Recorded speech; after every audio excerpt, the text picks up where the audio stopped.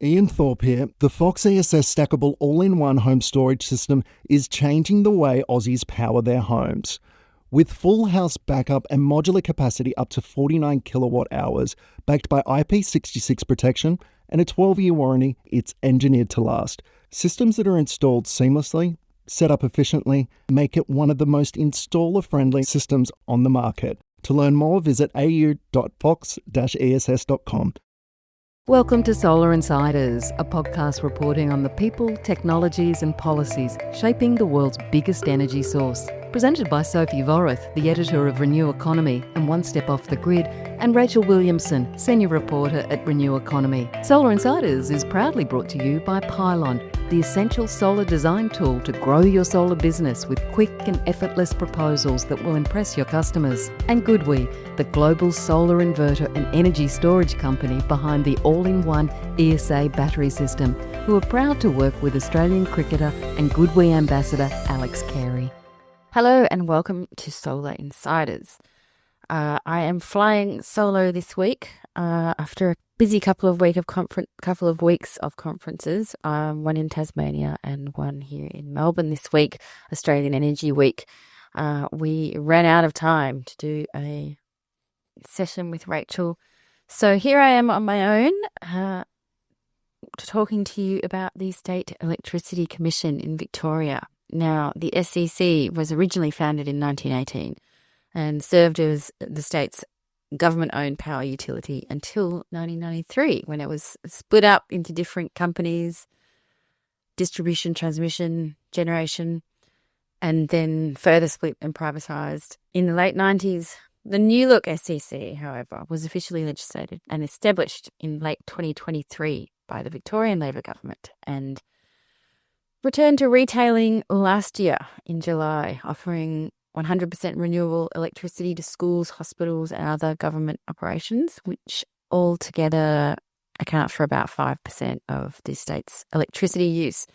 And last month, the SEC expanded its retail offer to small and medium-sized commercial and industrial businesses, including with offers of low-cost, long-term power purchase agreements and the potential to participate in virtual power plants. So interacting with the grid, load shifting, potentially even earning some money for their assets if they're not using them for the business.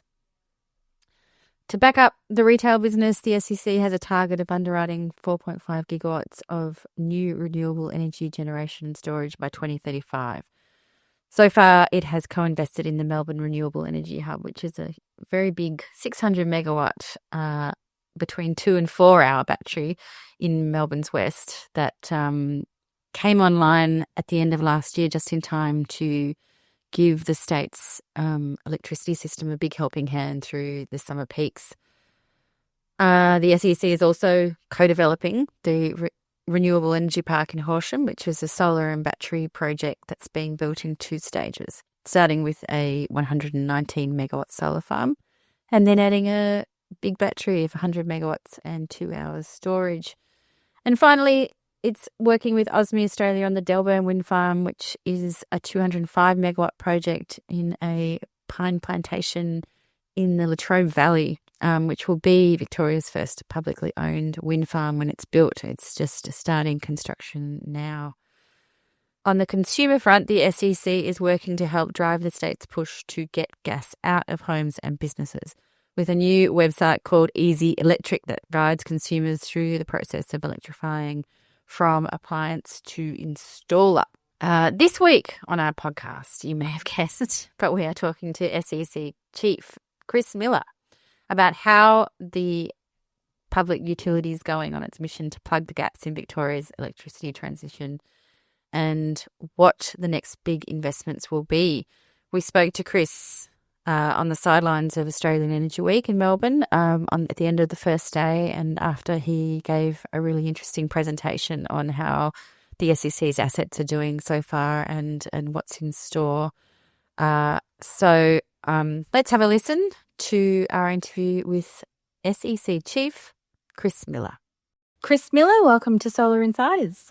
Thanks, Sophie. Great to be with you. Great to be with you. And we are sitting I'll paint a picture for our listeners, overlooking the lovely River Yarra here in Melbourne at the Australian Energy Week conference. So it's really great of you to give me some of your time to speak to us here after a very long day. And you were one of the speakers today as well. So thank you.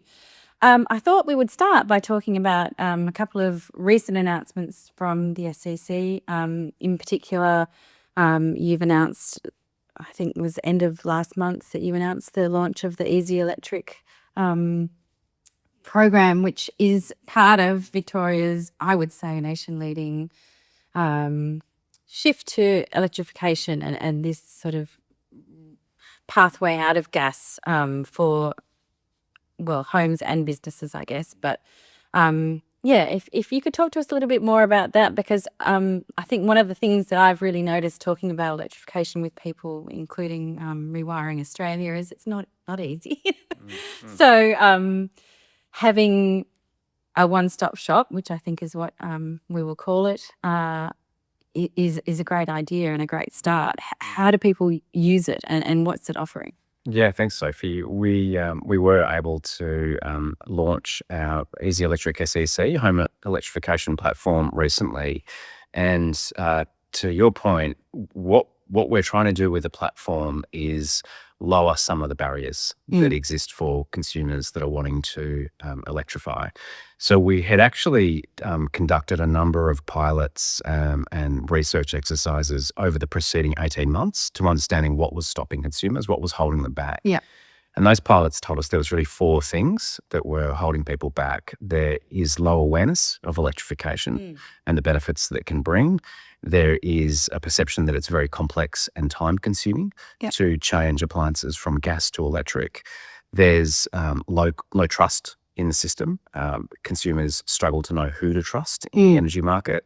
And then finally, there's the issue of costs. We took all of those insights into account in designing our Easy Electric platform. And very simply, what it's trying to do is bring together in one place all the information, support and services that the household might need to determine how to go electric, where to start, the savings they might enjoy by switching their appliances, and that includes the rebates that are available through various government schemes. It'll give them a view or an estimate of upfront costs. And if they're willing to take the next step and execute, then it will connect them through to an SEC-endorsed installer who can then go and install those appliances on them. That all sounds really, really clever and helpful, because I know that even for me, with my knowledge and sort of following everything closely as I am, was trying to help my brother, and really came up short in lots of areas, because you understand what needs to be done, basically, but yes, the costs part is really important. People having an idea of how much that's going to cost, and then finding trusted installers and people to work with, which I think is fantastic. And I noticed on the media statement that they're also linked up to the various rebate programs and government programs, and endorsed, I guess, by the Clean Energy Council and the other regulatory bodies. That's right. That was a really important part of the selection process for us. We have a number of installers contracted and endorsed around the state. We've essentially got full statewide coverage now through the installer network. And for each of those installers, depending on the product segments that they're participating in, we've required them to hold the accreditations and registrations they need under those relevant schemes, whether it be Solar Victoria's schemes, whether it be the VEU scheme or the cheaper home battery scheme that's obviously now come to an end. It was important for us that our consumers, our customers, have access to installers that have been through those very diligent processes. Yeah. And whereabouts do you think the industry is at with electrification? I mean, we're talking, here about educating consumers and helping consumers. How's the industry going with it? Do we have enough electricians, tradies on top of what's happening with the government and this shift towards electrification? I think there's a couple of dimensions to this. Firstly, the question of the literacy and capability of installers. I would say that the recent Commonwealth Government scheme has encouraged a number of more traditional electrical businesses to pivot and move into these markets, which is a really good thing. What we hope to do with our platform by picking and selecting installers that hold these accreditations and meet all of our quite high standards for participation, we hope to uplift the capability of the installer community in Victoria, but also to actually grow the market for those services in Victoria. So this is a way we look at the SEC's contribution. One of our guiding principles is market enablement. That what we're doing is opening up markets or growing markets. So success for us is that we are, whether it's through our platform or through others, growing the markets for these great businesses to offer electrification services. Yeah. And is there somewhere physical that people could come to see, is it mostly online, this Easy Electric, or is there somewhere physical people can come to talk about it and to see examples and that kind of thing? The heart of the platform is a digital platform, easyelectricsec.com.au. But we do have a team of trained customer support staff that are largely based out of our Morwell facility. And so for a consumer that's not as comfortable in the digital realm, they can pick up the phone and have a conversation with one of our trained customer support staff. Or equally, if they're in the Latrobe Valley or Gippsland, they're welcome to pop into our Morwell hub, which has a dedicated space open 3 days a week, where we can literally sit down with a customer and take them through the platform and explain the benefits of electrification. We could even show some of the equipment. Actually, we've got a really great example of a hot water heat pump. Oh, cool. That's on display in the hub down in Morwell. Yeah. Oh, great. And another part of what I'm kind of proud of as a Victorian, I'm quite proud that some of the legislation encouraging electrification is focusing on rentals and is focusing on encouraging landlords, well, basically requiring them at some point to upgrade. There's also energy efficiency requirements, which I think are great too. But some of these electrification ones are really important so that our renters are not left behind in this. Have you had much feedback on how that sector is seeing things? Do you hear much from landlords and that part of the market? It's very early days for our Easy Electric platform. We've only been in market for a couple of weeks, but we're very acutely aware of the need to support landlords and renters to electrify as well, including to bring rental properties up to standard and compliance with the new rental requirements. What that means for us is that we will be actively targeting real estate agents, landlords, and offering to them the Easy Electric tool and our network of installers the capability to support them to upgrade their own properties. We also have a number of resources available on our website. So we've got a households tab on the secvictoria.com.au website, which has a number of really pragmatic and simple tips for renters to reduce their energy costs. Fantastic. Get amongst it, renters, because it's important.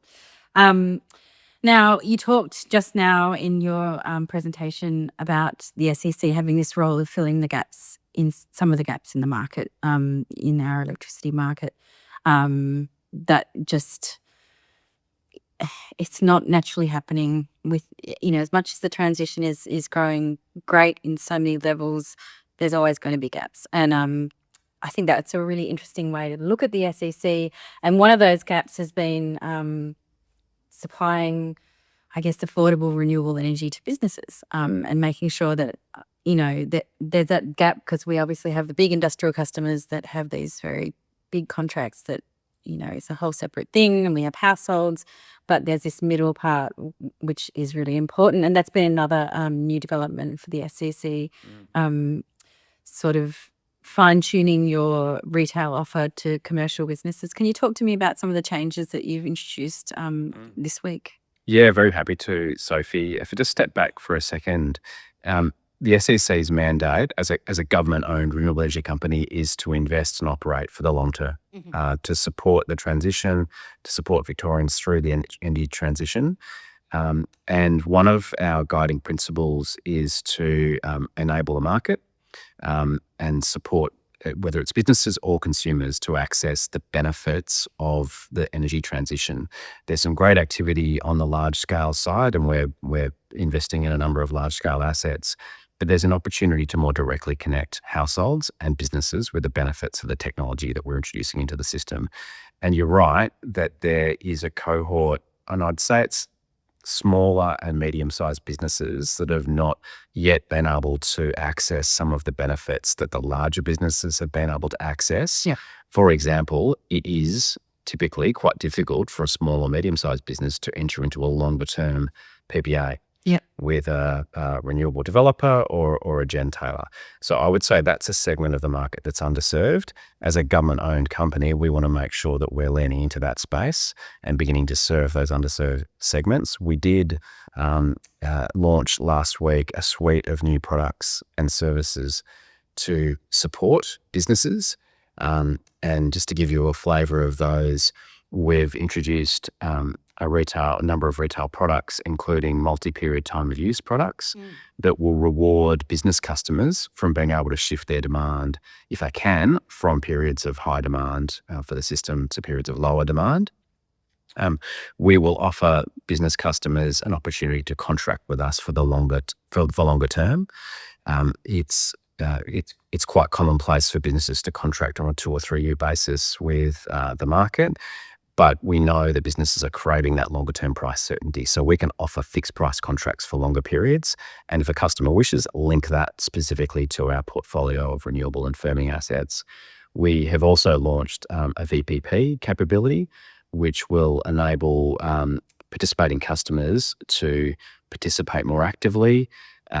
It will enable them to participate in demand response and be paid if they can reduce or shift their demand. It will enable them to contribute their existing assets, it could be solar panels or batteries, into the VPP and allow us to work with them to optimise the performance of those assets in the market. If they want to bring their own solar panels or new batteries into the VPP, they can do that as well. Yep.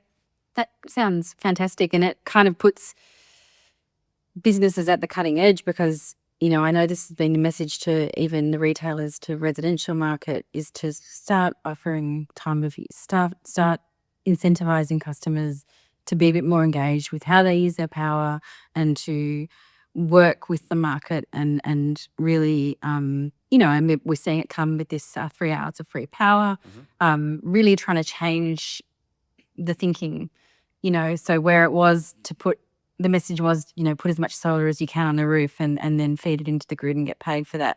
You know, things have changed now, and that's what we need to move with. So it's really great to see that being offered to businesses, and you'd imagine there'd be quite a few that could take quite good advantage of that, you know, if they've invested in solar or if they're able to shift their load, as you mentioned. Exactly, yeah. And even though we've only just recently launched that suite of retail products, we're seeing very strong interest from business customers in our products. And it's to the point you were making before, the opportunity here is as the profile of the supply side changes, as the profile of the grid changes to a more renewables heavy profile, backed up by storage, the more that we can align customers' demand profile with that changing supply profile, the lower the cost for customers. So you're exactly right. That's the conversation we want to have with our customers. How do we get your demand better aligned with what's happening on the supply side? Yeah, and I think the other message that we've had come through pretty loud and clear is like you were saying, the trust factor. So I suppose that's why we haven't seen amazing VPP uptake just yet, and we haven't. The retail offerings are being fine-tuned, and there's been a few sort of false starts and a few bad customer experiences. But I imagine with the SEC being government-owned and having the assets behind you that you do, there might be a bit more trust there and a bit less concern that you're signing up to something that could end up coming back to bite you. You know. Absolutely. And this comes back to our role as a government-owned company that's investing and operating for the benefit of the entire system. We know that if we can reduce households' reliance on the grid, and we know that if we can reduce the reliance of businesses on the grid, that's ultimately going to free up more capacity to serve growth in the Victorian market. So our incentives and interests are a little bit different, perhaps from a purely private retailer, where we want to work with customers to actually reduce their energy costs over time. Yeah, really interesting. And let's talk some more about the assets that are backing up these offers. You've made a few purchases now, including the Delburn Wind Farm, which was a really fascinating project that we've been covering all the way back since it was a mast in the forest. And the Melbourne Renewable Energy Hub, which has been a really successful, that was your first asset. And I think when you first started at the SEC, that was probably one of your first major projects. And you talked a lot in the presentation just prior about the difference it's already making in the market and how it came in just before last summer and really was able to step in a couple of occasions where in the past we might have seen lots of scary notices from AEMO saying a lack of reserve and power prices going up really high and people being asked to shift load or told to shift load. So that's really interesting. And I just thought you mentioned too that focus is going to be on wind in the future, which is also really interesting because we've seen wind projects struggle in the last sort of year to get across the line, to get final investment decision. Is that sort of, once again, you coming in to fill the gaps? Or is it more about the profile of wind being suited to what we need, or a bit of both? Yeah, let me come to the question of wind in a minute. But just turning to the performance of our existing assets, you're right that the Melbourne Renewable Energy Hub was our first investment, and it was a standout investment, to be honest. It was a large-scale battery located in a strategic part of the high-voltage transmission network that we knew would simultaneously strengthen that part of the grid and unlock capacity for more renewables to be developed, particularly in the west of Victoria. And it is having a measurable impact on wholesale prices, particularly over the summer period. So we've tracked, my trading guys have tracked the average wholesale prices over the Victorian summer through from 23-24 to the current summer, 25-26. And what we're seeing is a marked decline in the average wholesale prices and even more importantly, a flattening of that duck curve, which is, we think, largely attributable to the role of utility scale and home batteries. And that's flowing directly through into forward markets as well, which is flowing directly through into consumer bills. And I think you're right that AEMO's losing far less sleep now about reliability issues in the summer because of the important role that batteries are playing. We're very excited to have commenced construction on Delburn Wind Farm. As you say, we've been looking at that project for nearly 2 years as well, and worked very hard to get it to market with our partners, Vestas and Delta Group, who is delivering the electrical and balance of plant activities. But in terms of our longer term focus now at SEC, we're investing for the long term. We're looking at what the system needs. We're not necessarily looking just to optimize things project by project. We're looking at what the Victorian system needs to support a smoother, reliable transition. And what that is telling us right now is that there is a need to support more wind to come into the system. Our focus is on onshore wind. It's no secret that wind is challenging at the moment, but as a government-owned company that takes a long-term view of the market and risk and the role of our capital, we want to support more wind to come in. So that is a particular area of focus for our investments team at the moment, as is long-duration storage. And specifically, zero-emissions long-duration storage. If you look at AEMO's draft ISP documents, it's projecting for the optimal development pathway a need of somewhere around 1.5 gigawatts of new medium to long duration storage into the 2030s. And we want to make sure that there is a healthy pipeline of projects ready to get to final investment decision into the 2030s and to commence construction. So we're progressing some good discussions with OEMs and technology owners of long duration storage technology. So when we say long duration, are we talking 8 hours? Talking 8 hours plus. Okay. Yeah, so talking 8 hours plus, and So we're potentially different technology to lithium batteries. that's right. Yeah, so I can't share much more about that at the moment, but But the very the key point for us is to ensure that there is a healthy pipeline of projects being developed Yeah. across a variety of technologies to make sure that we've got a healthy and diverse set of options available to support the grid's needs in the 2030s. What kind of you did mention it in the presentation. There's a gigawatt amount that you're looking to invest in over the next out to 2030. Is that what was that figure? Yeah, so that's the portfolio target that we're working to. It's 4.5 gigawatts Yep. of new generation, renewable generation, and storage out to 2035. Yep, great. And I should say too that there were some fantastic charts in your presentation that I'm going to have to ask if I can get my hands on. You're very welcome. Because they were very, very cool, especially showing how it's changing the shape of the duck, which is the much maligned solar duck. That's right. Yeah. Now, I want to cast your mind back to before the SEC was rebooted. And look, for me, I grew up, well, in the mid to late 70s, early 80s, and my neighbour worked for the SEC our entire childhood. A very close neighbour. Is an engineer, and he worked there most of his, well, good chunk of his working life.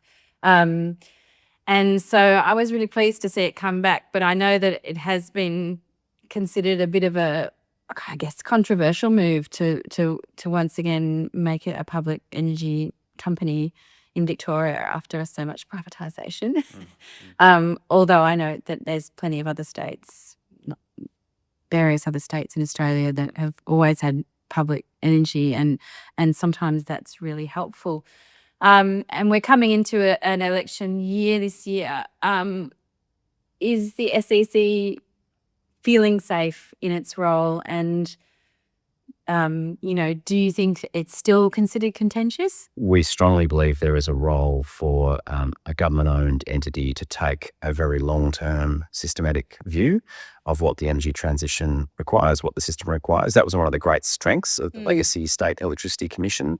It looked across the state as a whole and to determine what the state strategically needed by way of generation, distribution, transmission, and retailing. So that's an ethos that we bring to our work. And that's been a real theme I've noticed today, as people saying, yeah, we just need everyone to be on the same page a lot more, and for everyone to be the coordination, the transmission, the generation, the storage.